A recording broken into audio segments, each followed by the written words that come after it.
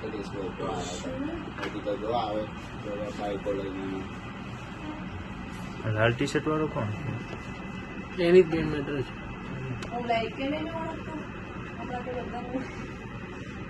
કોઈને જ નહીં ઓળખતો, સિરિયસલી કોઈ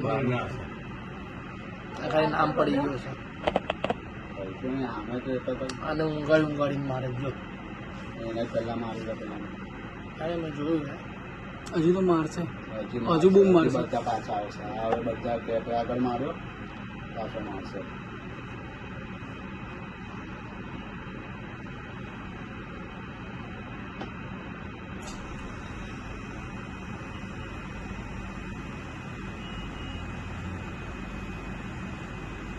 હજુ મારશે.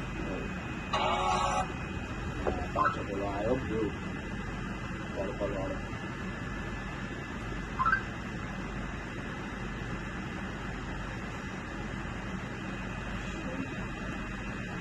પેલો ક્યાં જાય ભાગી? કઈ પથ્થર લેવા ગયો મારો.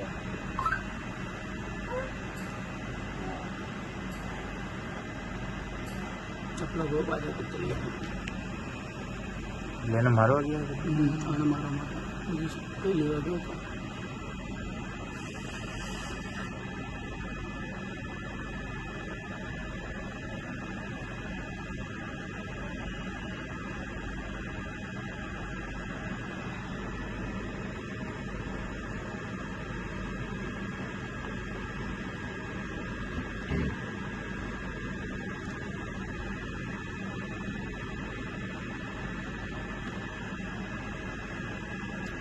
પબ્લિક સંતોષ કરી નહીં,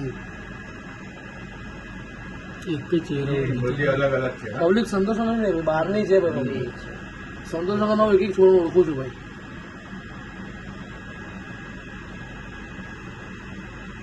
હવે પતી ગયું છે.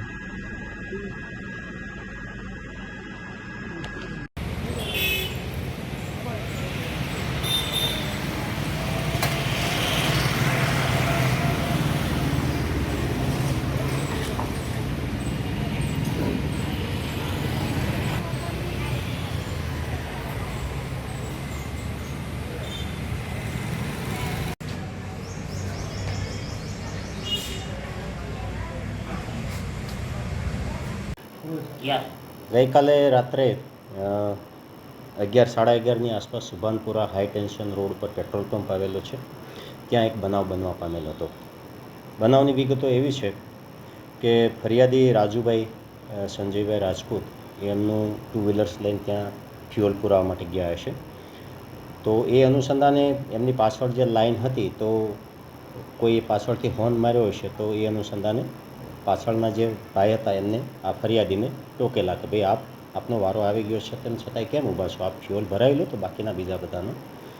એમને આ અનુસંધાને ત્યાં થોડી બોલાચાલી થઈ અને થોડી રકઝક થઈ. તો જે આરોપી છે એ એકદમ ઉશ્કેરાઈ ગયેલા અને ફરિયાદી ઉપર એસોલ્ટ કરેલો હતો.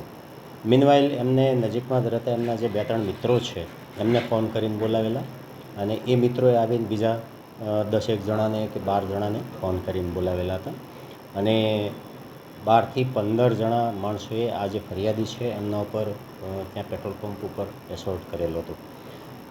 ગોરવા પોલીસ સ્ટેશનને સંદેશો મળતા તાત્કાલિક પોલીસની ટીમ ત્યાં પહોંચી ગઈ અને સીસીટીવી ફૂટેજના આધારે તમામ આરોપીઓને આઈડેન્ટિફાઈડ કરી લેવામાં આવ્યા છે. ટોટલ 12 આરોપી છે અને રાત્રે 9 આરોપીઓને જ રાત્રે રાઉન્ડ અપ કરવામાં આવેલા છે. બાકીના 3 અત્યારે ફરાર છે, તો એમને પણ પકડવાની તજવીજ ચાલુ છે. સોરી, ના, આરોપીઓ બધા લગભગ 22 થી 28 વર્ષની ઉંમરના છે. રિસેન્ટલી સ્ટડી પૂરું કર્યું છે અને એટલે એમનો કોઈ ગુનાહિત ઇતિહાસ છે નહીં. સંતોષનગરના જ છે બધા અને ત્યાં જનરલી ગેમ્સને એવું રમતા હોય છે, વોલીબોલની, એટલે ઇઝી અવેલેબલ ગ્રુપ આખું થઈ ગયું અને આ ઇન્સિડન્ટ બની ગયો છે.